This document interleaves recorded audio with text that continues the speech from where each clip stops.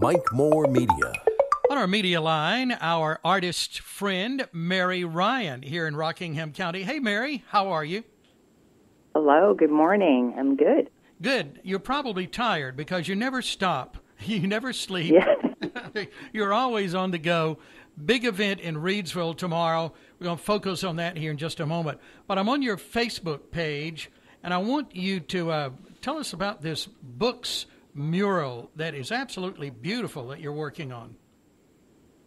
Well, I'm trying to finish it today. If all goes well, it will be done, probably by noon. Okay. So earlier this year, I got an artist support grant from the North Carolina Arts Council, and that was enough funding to buy 30 canvases and a little bit of supplies.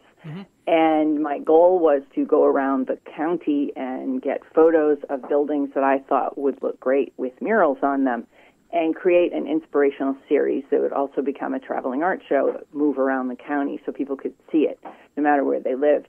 And so the current one, I finished, there are 30 canvases and I have finished 20. So I'm now about to finish the 21st canvas, and this one happens to be the sidewall of Sip Coffee House in downtown Reidsville. And because it is directly across from the Rockingham County Library, across the intersection, I decided to go with a bookcase theme. So the mural looks like a giant bookcase, two levels. And I filled it with 60 books, and I focused on the most local authors that I could find that are going to be featured in the mural, which took a lot of research and hunting around. And I just found out even 2 nights ago about a local Reidsville artist who's now moved out. But he's published numerous books, so I made an adjustment and put him in. He's got to be there. So, yeah, okay. So sure. It's been a really interesting process, and also added in some local illustrators so that they're getting their moment of fame here in this painting too. So that's kind of the idea of this whole thing, of kind of creating some local art themed murals, and hoping someday we might find a way to get these on the walls. Sure. Okay. Is there a significance in that number 60 with the books? No, it was just as many as I could squeeze into the design. Okay. Because I really wanted to, get as many people featured as I could, and get a really diverse, eclectic mix. So there's books from, books for little kids all the way up to, the most sophisticated books that you can imagine. Yeah.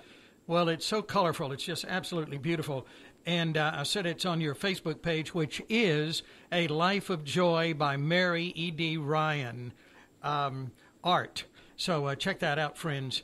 As you finish that project up, let's talk about all of the good things that have been happening at Moorhead High School in Eden, because it looks like some final work being done on that. Yes. Those projects are done. So what that was just kind of a spontaneous artist residency where I worked with the art students at Moorhead High School by Zoom in the earlier part of the year, and we co-designed 2 murals. And then there's a collaboration that went on between the Eden Chamber of Commerce, the high school, particularly Christy Hensley, who her job deals with career development and giving kids opportunities for internship and learning with professionals in the community. And so that was, and then the art teacher, Sheila Thompson, and then Miss Vito, who is the visual arts teacher, was also involved to some degree. So everybody collaborated. We started out on a Zoom call back in January, and then bringing in people from the city of Eden who are involved in marketing and development and economic development, and kind of creating some imagery around the city that would help with that aspect.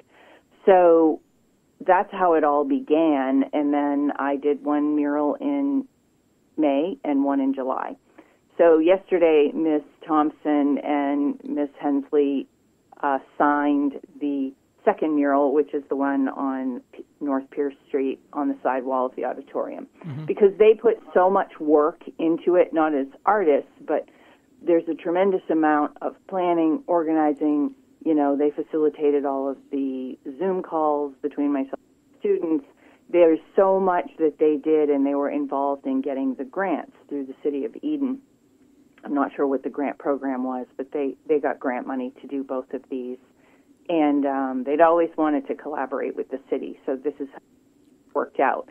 So that was really nice. So that's complete now, and we're going to follow up with, I'm going to be sending my Google file of all the photos, the folder of all the photos from this project, which includes working with the kids, and the Eden Chamber of Commerce is going to feature the story in something they're writing up. So that's next. It's been a great project, a great experience, and I hope there'll be more things like that happening around the county in different locations. Yeah. As we've talked before, real partnership, teamwork, a lot of people making that happen. And you know, I find it so fascinating. You know, now we can enjoy a beautiful artwork there at Moorhead High School, but the hours, the months of getting from A to B on that, you know, people, I don't realize sometimes it just takes a long, long time for the time, you know, that grant money is secured until the final, you know, project is signed. It's a long time, isn't it? Right. I always say the easy part is painting the mural. The hard part. 90%. The hard part is all the rest that happens first. Yeah, sure. Okay. Yeah. Well, thanks to everyone involved in that and all of your collaborative projects. Yes, big day tomorrow at the Teen Center, Reidsville Parks and Recreation Teen Center on Sprinkle Street. I know we've talked about that before, and we've had several podcasts with some members of the city of Reidsville on that. But tomorrow's the big day and the unveiling. Isn't this exciting? It's very exciting because this is the culmination of a vision that started 5 years ago. 5 years ago on that. 5 years ago. Yeah, there you go. Okay. 5 years of work, and, you know, when one person working at the Teen Center, which was Portia Paris from Reidsville, she had the vision, and, you know, she put out a call to artists, and I responded, and it's kind of just gone from there. And again, looking for opportunities to find grant money, and then finding the money, and then putting together all the people necessary to make it unfold. And it's a pretty it's a pretty powerful story about community coming together and community actually working on the murals with the artist team. So that's really exciting to do that. I think that's something I would like to continue to do because it was such a great experience. Well, those of us that knew Portia well, she did a lot of radio programs over the years, and it was so great to get to know her and her vision, just like you, and that creative mind of hers, and now seeing 5 years, that's just amazing when you think about that. So the open house tomorrow, the Teen Center has been closed for a couple of years due to COVID, and now you and your team have gone in, and that open house tomorrow is from 1 to 4. I hope people can get by and see that inside and outside. Some beautiful work, isn't it? Right. And, you know, the city realized when, you know, as this last project that happened this year was developing, that we were pretty much going to take over the whole space. Doing projects, we were redoing 4 rooms in the process, and so they realized they needed to keep it closed while that was happening. And then after we finished and I packed out all of our stuff, the city council did a walkthrough with Quentin Robertson, who's the superintendent of Parks and Rec, and they were so amazed by the changes that they decided that the floors looked awful. And so, because the floors hadn't been replaced since the place was set up, and we're going back, I think, almost 20 years. So they decided this is the time to change the floors out before we reopen, because it's too hard to do it once it's open again. Sure. So they finally changed out all those floors. So now when I haven't even seen the floors. I can't wait to see the new floors. Oh, yeah. Yeah. Okay, so that is tomorrow, the Reidsville Teen Center, 506 Sprinkle Street for that. Mm-hmm. Okay. Well, we have maybe about 3-4 minutes left here, Mary, for you to bring us kind of up to date on maybe some other things you're working on, perhaps. Yeah, I would like to mention that there are a lot of other organizations that also invested in what happened at the Teen Center, like NC 100 was involved in getting the outside garden set up a couple years back and getting picnic tables there.